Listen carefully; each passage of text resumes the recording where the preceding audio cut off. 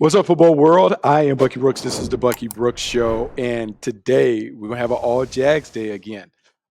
Given the success of the Jaguars, given my affiliation, I just can't stop talking about how this team is rolling and how this team has clinched a playoff berth.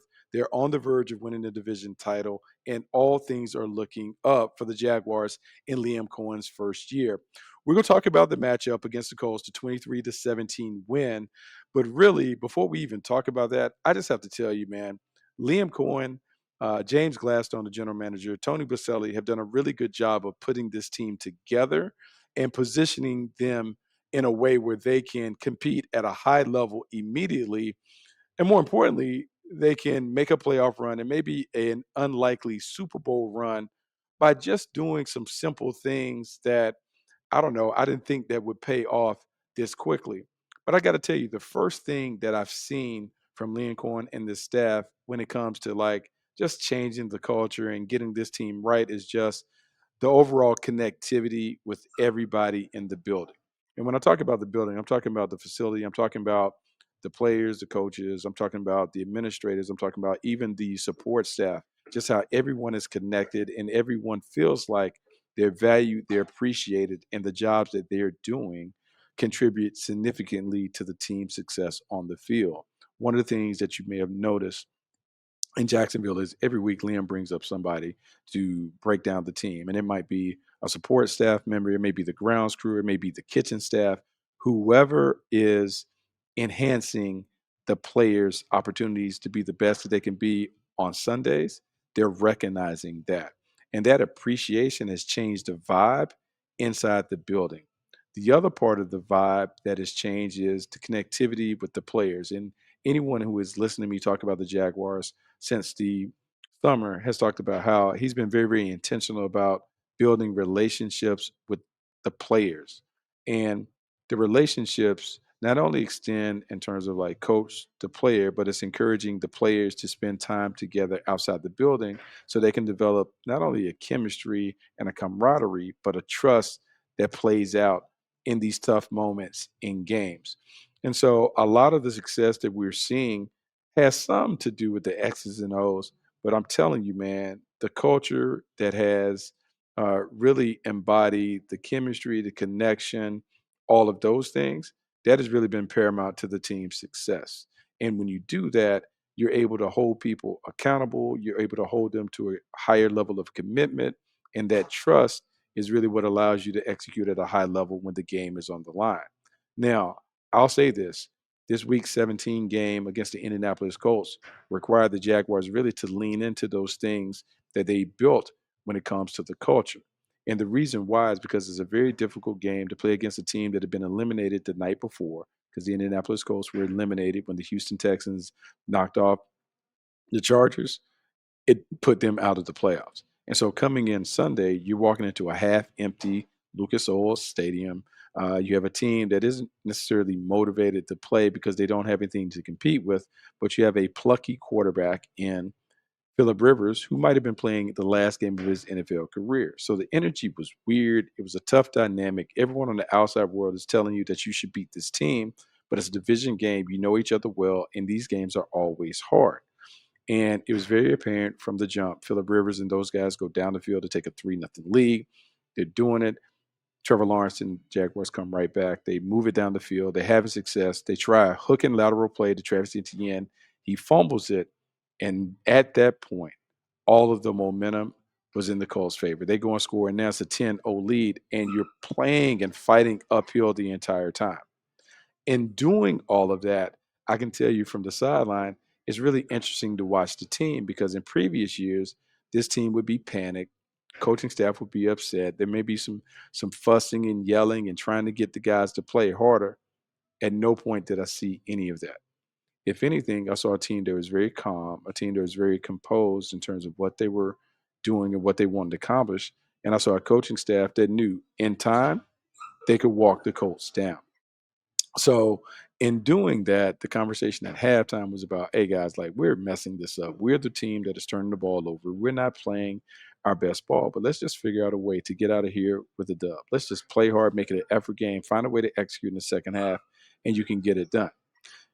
And in the second half, they found a way to get it done. Defense made some adjustments. They got some turnovers. They did some things that you wanted to see them do to contain Jonathan Taylor and to put the game on Philip Rivers' shoulders because as a 44-year-old quarterback with limited arm strength, you knew that he only could do certain things. And once they got the game under control, they were able to squeeze him and they made enough plays to get out of the game with the win.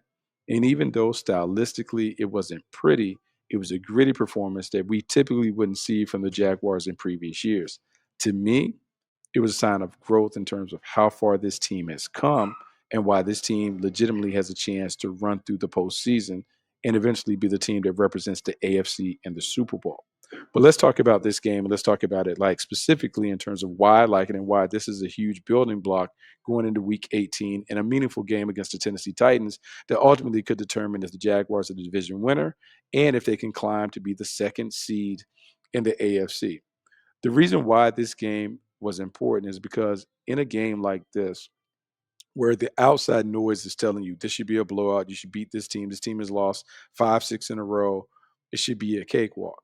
Well, in the league is a 7 point game. Most games are decided by one score or fewer, no matter how good or bad the teams are that are matching up. So it requires a level of focus, attention to detail, intensity, toughness, and then key execution to be able to win these games against teams that you're supposed to beat. When I look at the stat sheet, look, I can say that the Jaguars dominated the game from beginning to end when it comes to the numbers. By every measure and metric, they did exactly what they wanted to do to be able to control the game from beginning to end. When you look at total yards, Jaguars 370, Colts only had a little over 200. You think about Trevor Lawrence and what he was able to do. They had 250 yards passing, they had over 121 yards rushing. Time of possession, 32 minutes and 19 seconds. That's exactly how the Jaguars want to play. They want to control the game, they want to dominate it, and they eventually want to bleed it out and methodically beat these opponents. That's what they were able to do. And even though the red zone turnovers made it a maybe a tighter game than it needed to be, you sense that the Jaguars were in control if they could just kind of get themselves together. Let's talk about the offense and why it was so impressive to see the offense operate like that. Trevor Lawrence continues to play at a high level, 23 for 37, 263 yards, no touchdowns, but he had the red zone interception trying to hit Parker Washington on a rail route. Just great coverage by Jermaine Pratt. The part that you love about Trevor's game is not only how pinpoint the passing has been, because he was terrific in terms of finding Parker Washington. Parker Washington finished with 8 catches, over 100 yards. He made some key plays on third down. Jacoby Myers made his mark, had a handful of receptions in terms of 6 for 39. Not significant yardage, but key first downs, made key plays when he needed. Braden Strange, Brian Thomas Jr. Once again, we talk about the big five being able to do it, throwing Travis Etienne. Those guys are able to share the load and they continue to make big plays because Trevor's distributing the ball to the open man. That makes this team very difficult to defend because there's balance in terms of run pass balance, but also the distribution in terms of who's getting the ball and how they're getting it. So you love all of those things that you're seeing from the team. From Trevor, what you like is not only his ability to stay calm and cool in the pocket, to be a really good decision maker, but now you're seeing him extend plays with his legs, some on scrambles, some on design runs. But that athletic part of his game has added a dimension to the offense that has allowed this team to counter some of the tactics that people are using against him. It's notable. Trevor Lawrence, 2 touchdowns, one of those on a quarterback draw, another one on a play where he just kind of scrambles and makes the read and run and puts the ball in the paint. As teams get used to squeezing Travis Etienne first in the running game, locking up, playing sticky coverage on the guys outside, the one person that they can't account for is number 16 running. And the more that he runs, the more the big plays come because now you have to make decisions. Do I vacate my area to go chase number 16 or do I stay back and allow him to run and pick up critical first downs like he's done during this hot streak that the Jaguars have been on? So you love all of that. From the wide receiver standpoint, Parker Washington continued to be a big time player. One of the things that I learned first as a player, but then as a scout, you always like guys that are punt returners to be key parts of your passing game because what they're able to do with the ball in their hands, you can't account for. catch and run plays, the ability to make people miss, the toughness. Well, now what we're seeing a very confident Parker Washington catch the ball in the flat, make a couple of defenders miss, and man, he is picking up big yards on yak after that. That makes it very, very difficult for teams to either sit back in zones because he is able to catch it and kind of find the open areas and make things happen, or in man coverage, he's elusive where if you make someone miss early, like he's been able to do, now those small short passes become big gains on the perimeter. All of that you love. With Jacoby Myers being the most trusted weapon, particularly on third down, you like with Bretton Strange being able to win his matchups against linebackers and safeties, and then Brian Thomas Jr. continue to make big plays when he has those moments. There's a lot to like about this offense and the way that it's rolling. Travis Etienne, not only as a receiver, but as a runner, has continued to give them what they needed to balance it out. Not only run pass, but in terms of who touches it and how they're touching it. 17 carries, 76 yards is notable, averaging 4.5 yards a carry. Solid. We want to see this running game improve, particularly in these gotta have it moments where it's third and short, fourth and short, where we need to run the ball to get it. We have to improve in that area. But overall, the balance has been good. So I love all those things that we're seeing from the offensive line. And remember, this is a team that is playing with a mix of people in the lineup that aren't your normal starters. McCary being out, you have Herbert Hainsey out, so you had young guys playing. You love it. Walker Little having to play guard, young guy, um, having to play center. So all those things you love.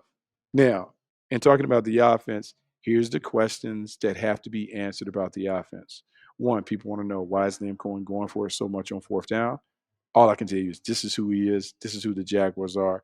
If it's a fourth and short situation in favorable territory, they're going to go for it. He believes that the offense has to learn how to close out games, has to learn how to win games um, on their own terms, and so he's going to give them every opportunity to do it. There are some concerns and questions about a few, I would say, late game situations where they elected to go for it, and um, maybe the conservative approach would have been able to take the points. It's like 6 minutes left. They have the ball. They could kick a field goal to go up.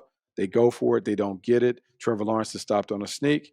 And there's a bit of a panic in terms of like, man, we could have had the easy points. Cam Little has been doing well, been dominating them on defense. Why give the Colts an opportunity to stay in the game when you could kick the points and take the lead? As he says it, I want to win the game on our terms. We got to learn how to close these out. And even though it made the game, I would say, stickier, it's one of those things that he's going down that hill. He wants his team to be able to close it out. And so that's just what it's going to be. The final part of the offensive questions has to be, there was a penalty situation. It was 2nd and 1, uh, nearing the 2-minute mark. The Colts jump off sides. If you take the penalty, it gives you a first down in their territory. They still would have 3 timeouts, but you still, in essence, could run it out. In talking to him post game, he said, "No, you don't want to take the penalty there because that's what they want. They want to have 4 timeouts. They want to be able to stop the clock and get the ball back with significant time to give themselves a shot.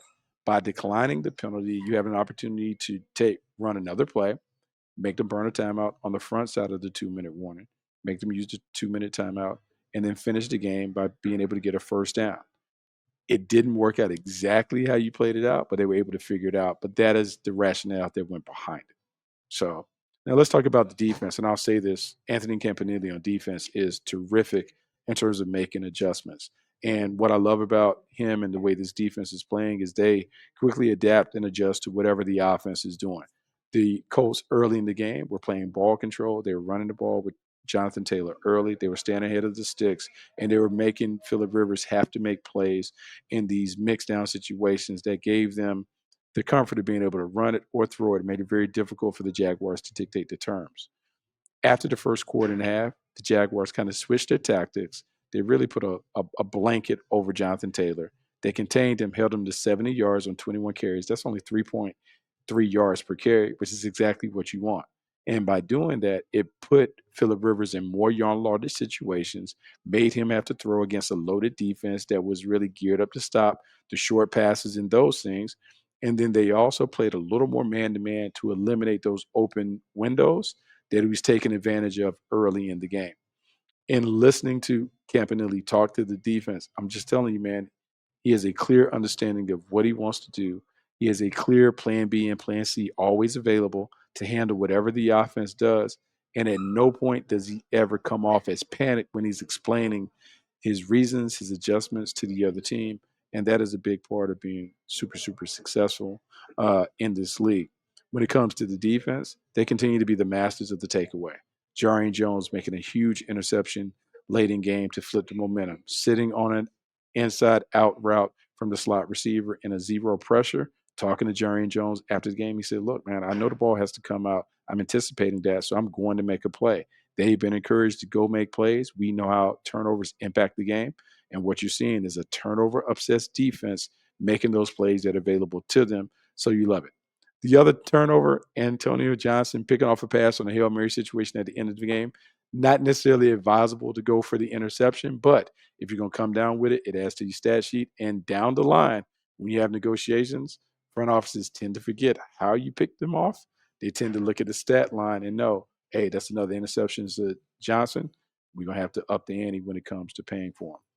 In the end, when I look at this defense and I look at how they're playing and what they're doing, this is a defense that has gotten progressively better over the course of the season. Some of that progress has been due to some personnel tweaks that we've seen, particularly of late. Trayvon Walker going inside to be not only a dominant inside pass rusher against inferior opponents, but being able to be stout against the run.